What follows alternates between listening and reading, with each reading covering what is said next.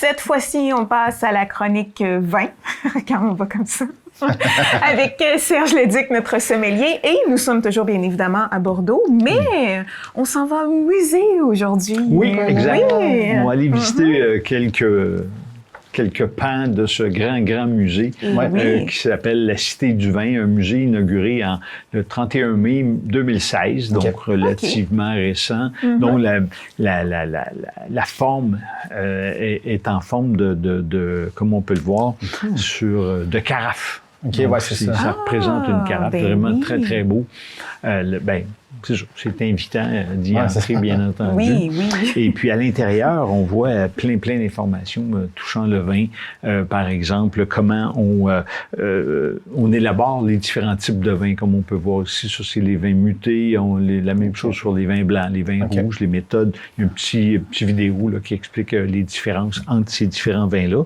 Et puis, on parle aussi de la composition des raisins. C'est quand même une chose intéressante. On parle de pédoncule et tout ça. Des beaux petits mots, là.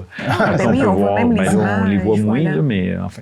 Et puis encore là, on va parler bien sûr de la vigne, l'entretien qu'on doit faire au niveau des vignes, les feuillages, le remontage, et puis tout ça. Donc, il y a des choses bien spécifiques. Comme un cours de base de vin. Si on veut, exactement. Et puis, on parle des différents cépages. Il y a, je pense, c'est 200 photos de différents cépages qui existent. Il y en a plus que ça, mais parmi, disons, les plus connus, même si dans le lot, il y en a qui sont pas connus pantoute. À 200, il y en a une couple qui sont moins...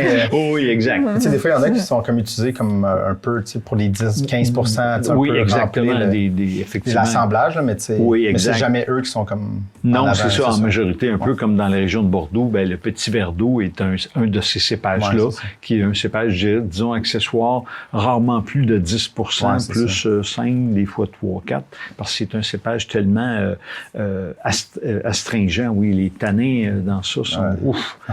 C'est du sérieux. C'est du sérieux. Ça réveille. La langue est épaissie d'un 1/8 de pouce, là, minimum. Et oui, voilà. Et puis, il y a un autre petit coin, j'ai trouvé ça bien agréable. Tu lèves un petit couvercle, mets ton nez, tu sens. Puis là, tu essaies de deviner l'odeur. Qu'est-ce qu'on retrouve dans Oui, c'est ça. C'est quoi l'odeur identifiée? On donne un choix de 3 réponses. Et puis, ce serait bon. Je serais pas pire, je pense. Oui, effectivement, mais c'est des fois, tu dis, ça sent tel... Ah non, finalement, c'était pas ça. C'est ça. Peut-être que même les choix de réponse ne seraient pas dans les réponses de Mathieu. Oui, ça se peut, mais peut-être. Mais je fais une petite parenthèse, mais quand j'étais allé à Bordeaux, à Calem, il y avait ça, ils mettaient comme les senteurs qu'on pouvait retrouver dans les portos. Oui, OK. Mais des fois, je doutais, tu sais, si leur échantillon était peut-être vieux parce que tu sentais, puis là, ça sent pas le café, il me semble. Est-ce que c'était des petites bouteilles? En fait, tu tassais un truc, puis là, tu sentais dedans, mais je le voyais pas. Fait que, tu sais, à un moment donné, c'est split, là, tu regardes, c'était le café, je vois. Il me semble que le café, c'est facile à retrouver, puis là, j'étais pas sûr. T'es moins sûr. Effectivement, ça peut arriver. Je disais que c'était pas mal le problème, c'était les échantillons. C'est sûr. Nécessairement. Mais c'est un exercice qui est le fun à faire pour habituer son nez, d'essayer de sentir, puis sentir... Oui, c'est ça. Je pourrais peut-être amener au prochain enregistrement. J'ai justement des petits kits de bouteilles comme ça, fait que c'est pas toujours facile à identifier. Je ne veux pas jouer contre Mathieu, par contre. Pardon? Je ne veux pas jouer contre Mathieu. Tu ne veux pas jouer contre Mathieu? Non, je vais perdre. D'accord. Et puis, entre autres, un autre élément intéressant que je trouvais, c'était des statistiques de production par pays. Donc, c'est quelque chose autant de la superficie plantée que le litre ou le... Oui, exactement. La production annuelle moyenne, puis on parle des différents cépages en prédominance, ainsi de suite. Vraiment bien. Et est-ce qu'on y vend du vin, Serge? Pardon? Est-ce qu'on y vend du vin? Non. On peut déguster du vin? On peut déguster, évidemment. Évidemment, tous les jours, on avait un choix d'à peu près 10-15 vins de différents pays. Ouais, et puis, donc, t'es illustré sur un tableau, là, comme quand tu vas chez McDo. Oui, là, c'est juste du vin. Tu dis, j'aimerais ça déguster ça ou ça. Puis, il y a une commande à l'auto?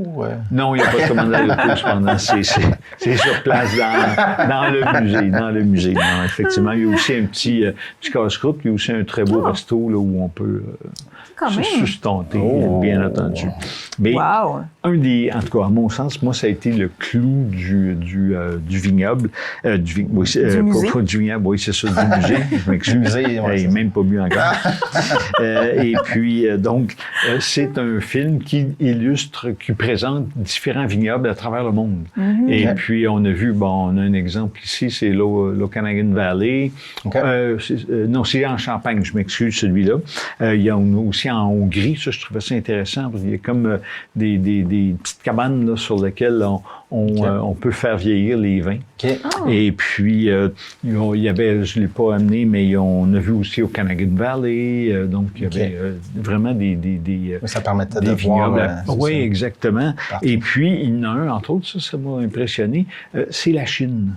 La Chine, on s'entend que eux ont décidé de... Ça, c'est la Chine, là? Oui, c'est ça. C'est un des vignobles en Chine. Et puis, on peut voir les rendez sur le devant. Oui, ça porte vraiment le titre château. Oui, on lui donne. Oui, tout à fait. Mais cependant, on n'a pas l'opportunité de déguster de leur vin encore. Il n'a pas disponible SAQ. Il n'y en avait pas non plus disponible au musée. Donc, il est en préparation. Probablement, ou ils n'ont peut-être pas suffisamment d'exportation, ou ils attendent que les vins soient de bonne qualité pour pouvoir justement faire l'exportation. Je n'ai pas de détails sur ce volet. Ou il y a assez de vin, il y a assez de personnes dans le château pour consommer. Oui, c'est ça. Mais il y a peut-être aussi une certaine consommation locale parce qu'on sont quand même assez populeux. Donc, oui, hein? C'est vrai. C'est ça. Il y a peut-être ça. On verra bien. On verra bien éventuellement. Et là, pour ce vin, je vous amène à ce vin-là s'appelle, je vais juste le lire pour ne pas me tromper, là, c'est Château Bel-Homme, Tronquoy de la Lande. Et ce vignoble-là a perdu 60% de sa récolte en 2021, donc quand même pas facile. Et ce vignoble-là appartient à la famille Quillet, qui est aussi propriétaire de 2 autres châteaux, soit Rezan-Gacy dans l'appellation Margaux et Château Croisébage dans l'appellation Pauillac, des appellations réputées de la région de Bordeaux dans le Médoc, donc sur la rive... pardon? J'ai juste dit oui. Oui, excuse-moi. Sur la rive gauche. D'accord. Oui. Donc, on va en profiter. Bon, ça va te replacer, Mathieu. Oui, ton élan pour... je pense que Mathieu avait hâte au moment de la dégustation. Ici, on est dans l'appellation Haut-Médoc, donc encore là, un peu entre Margaux et Pauillac. Une particularité, cependant, 15% d'alcool. Ouf, hein? Quand on regarde, si on fait tournoyer le vin, on voit qu'à l'intérieur, les larmes sont longues et lentes à descendre. Là, c'est assez impressionnant. Cependant, c'est un vin qui est sec, 2,2 grammes de sucre résiduel. Ça, j'aime ça. Toujours un peu de surprise, parce qu'on est sur la rive gauche, généralement, c'est le Cabernet Sauvignon qui est majoritaire, alors que si c'est l'inverse, c'est le Merlot est légèrement majoritaire à 58%, que complète le Cabernet Sauvignon à 42. Voilà. Donc, c'est un beau boisé, quelque chose d'intéressant. Ça sent beau. Ça sent les vieux meubles. Oui, les vieux meubles. C'est quand même un 2018, hein, donc il y a quand même 5 ans. Les fruits arrivent après. Là. Oui. C'est vrai.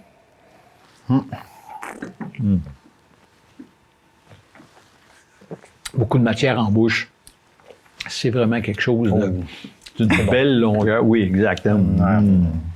Et puis, carré d'agneau avec ça. Oui,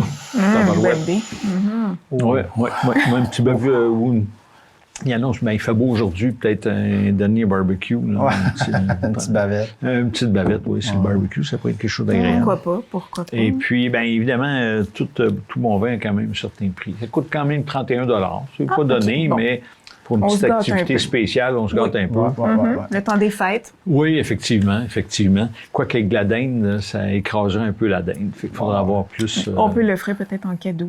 Oui, effectivement, c'est ça. Mais si ça en tout cas, vous pouvez me l'offrir. Moi, je suis ouvert. Oui, c'est ça, exact. On va trouver quelque chose avec quoi le manger. Donc, voilà, un très beau vin, bien fait, et puis à prix raisonnable compte tenu de la qualité qu'on a. Oui, exactement, c'est ça. Voilà. Donc, Serge, un gros merci.